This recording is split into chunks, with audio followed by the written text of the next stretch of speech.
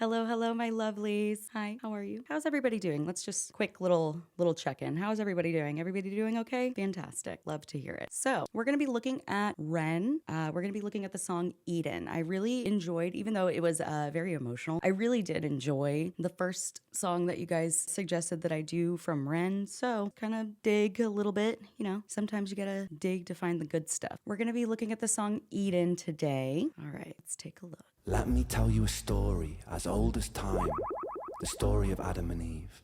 It starts with a God who wanted more. God had just created the heavens and the earth. He had the angels by his side, but they had no will of their own, and so the autonomy to love or reject him was never theirs. Okay, real quick, very, very beginning of this, I love it. I already am loving it. I'm curious, are we gonna deconstruct some of my like religious trauma? That will be fantastic. I will say, growing up in a very religious household, at least growing up, I understand this. I'm like, the autonomy to love or reject him, it wasn't theirs. I get that. Interesting. Let's keep looking. All but for one, the once called bringer of light, Lucifer, morning star. Lucifer was the fairest and most intelligent of all the angels. He was the closest thing to God's image, and in his likeliness, Lucifer felt restless. He began to question and doubt God. He doubted the hierarchy imposed upon him. He felt God was arrogant. In his frustration, Lucifer built a throne that stood even above God's and declared mutiny. That's very interesting. So I always found it kind of interesting that like, oh, so Lucifer got thrown out of heaven, right? For, you know, disobeying God and things.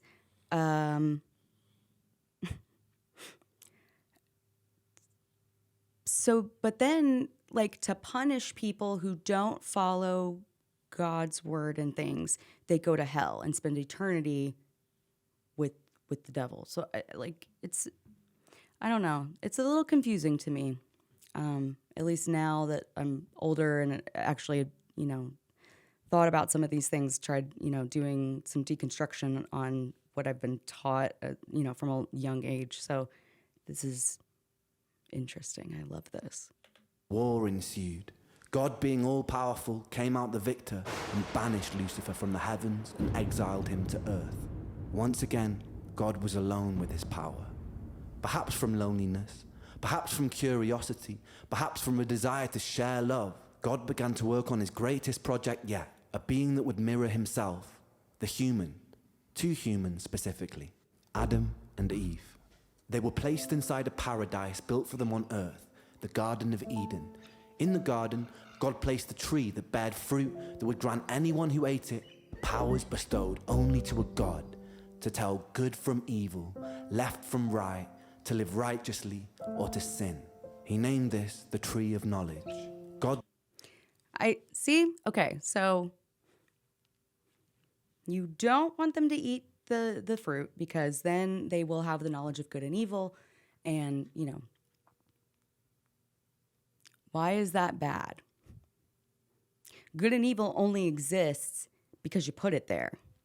You know, you're the one who created all of this. You didn't have to put that tree there. So why did you? Because you knew that us as humans, you tell us not to touch the shiny red button, we're going to touch the shiny red button. That's how you made us. So, yeah, it's very, very, I don't know. It feels like we were kind of set up to fail from the beginning.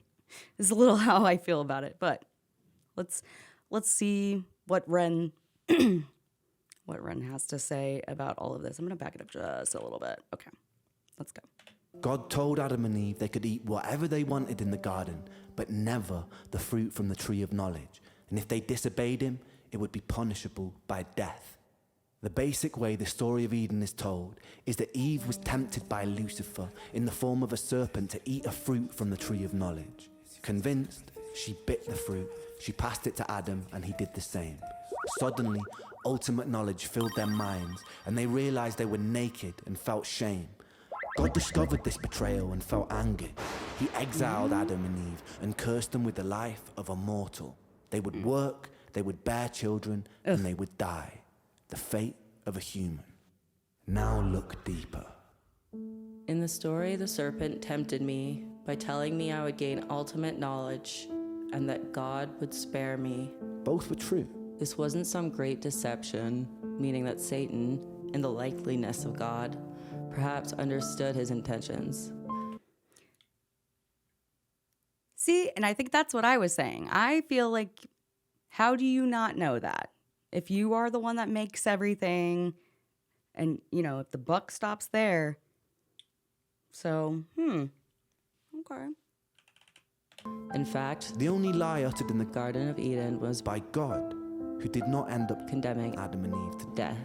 This could be seen as an act of Mercy, but the sheer fact that the tree existed and that humans were initially cut off from this knowledge. may imply some part of God was afraid that if humans were granted the gift of perception, they, like Lucifer, would have the power to reject him too.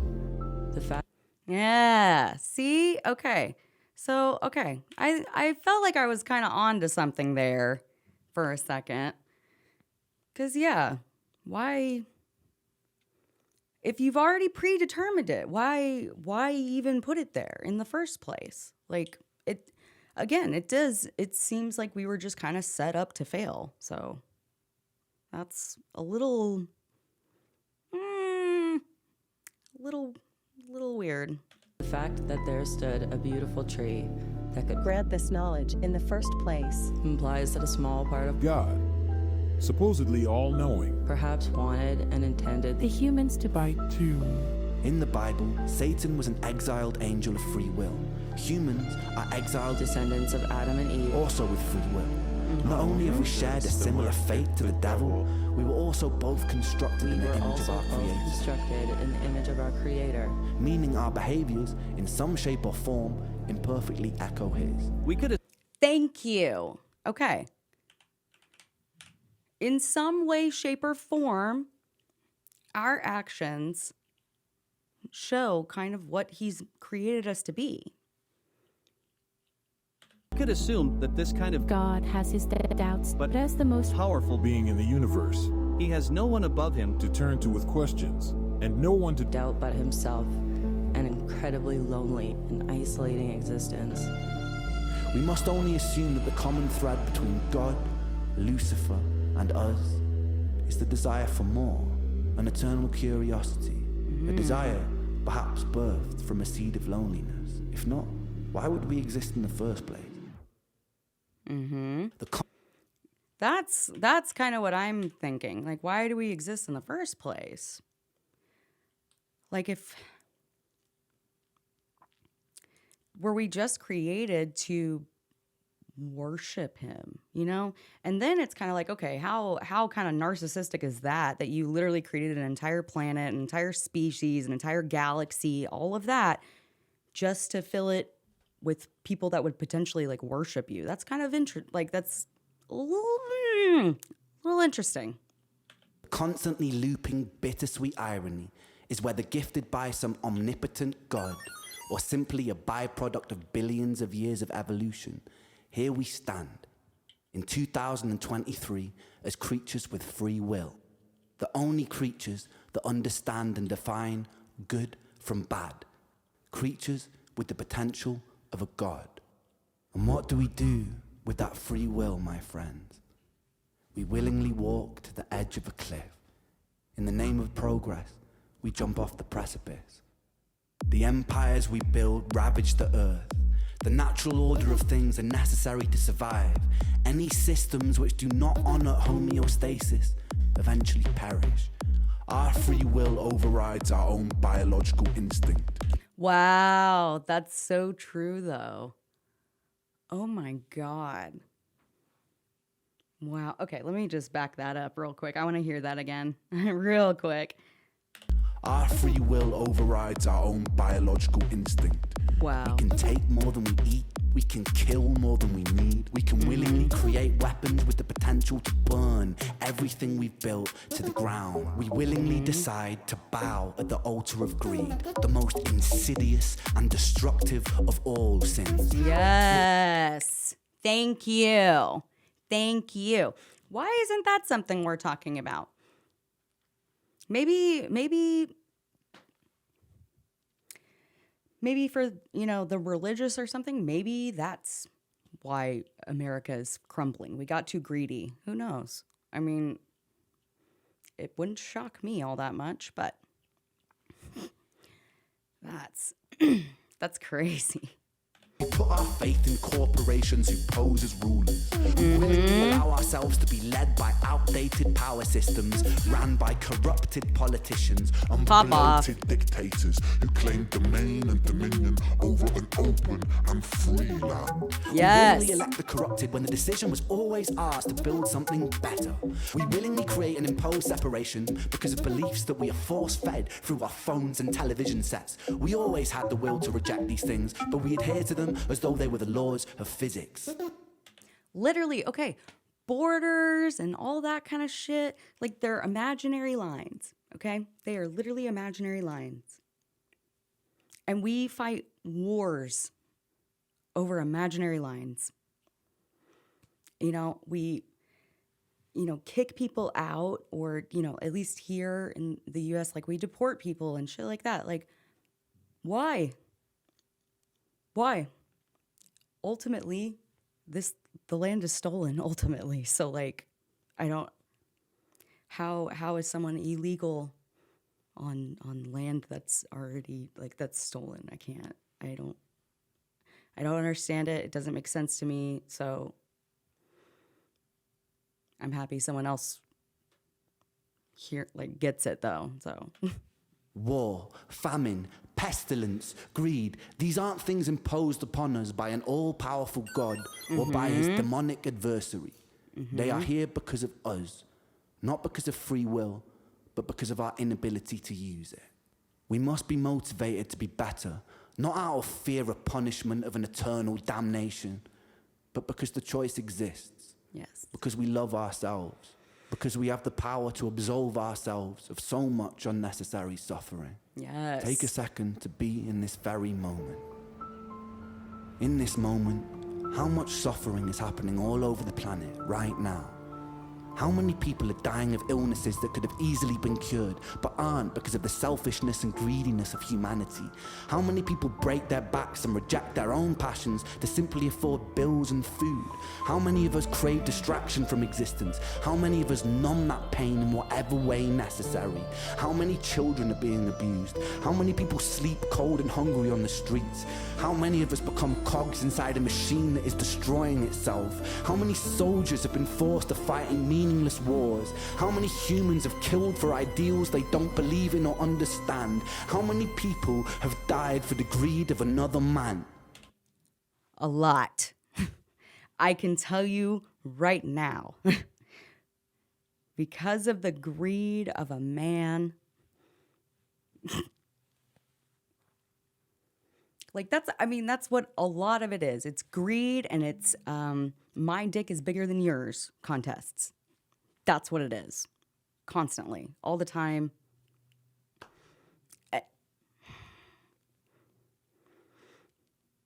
And yeah, if you really get into it, even here, you ask people and they're like, oh, this isn't what I voted for and that kind of thing. Why? How did you not know? But it's true. People fight wars. People, vote and elect people, and they don't fully understand. That's, wow. Could not be more true. And how much of this was avoidable? As written in the Bible, Satan was not condemned to hell. Satan was condemned to earth. He lives there amongst other creatures with free will, who always had the choice and still chose their own undoing. Ladies and gentlemen, this is our self-made hell. The bittersweet irony is this is a creation of our own design. Yeah. I'll leave you with this. Consider what you have done here today. You have worked together as individuals collaborating to form a giant neural network, a hive mind capable of achieving incredible things. We have lent on each other's strengths to solve puzzles and decipher riddles, and we've done so to win money. Imagine applying that same spirit and determination to creating the closest thing we have to paradise here on Earth. By using the power of collaboration, we can work together to even the playing field for everybody. Yes. Our dystopias can become utopias. Our Jahannams can become Jannah. Our hells can become heaven, right here on Earth. And this sentiment applies to atheists, agnostics, and believers alike. Myself, I'm an agnostic who believes. I believe in us. Yeah. I believe in us. That is a perfect way to end that. We must do better because we can choose to. We must be better simply because the option exists. Thank you. Oh my God, it's so true. Okay, that is a lot to unpack. Oh my goodness. Okay. It's so true though. Like even in my own like deconstruction journey, like there's been lots of questions and things. And ultimately it was kind of like, okay, but like who got you out of that dark place? Who ended up doing it? I did. Me. And I'm not going to take any credit away from myself. I'm not going to feel bad. I'm not going to nothing. No, I did it. And it's true that I feel like we as humans, yeah, we've made our own hell here on Earth, and we're reaping the repercussions of that. I'm hopeful that maybe if enough people, maybe I feel like as each generation goes on, I feel like religion and that sort of thing is becoming less and less prevalent, and more people I feel like are looking toward more something in that like new spiritual kind of sense, as opposed to putting belief in like a monotheistic traditional God, right? Whatever it is that you believe, whether it's God or,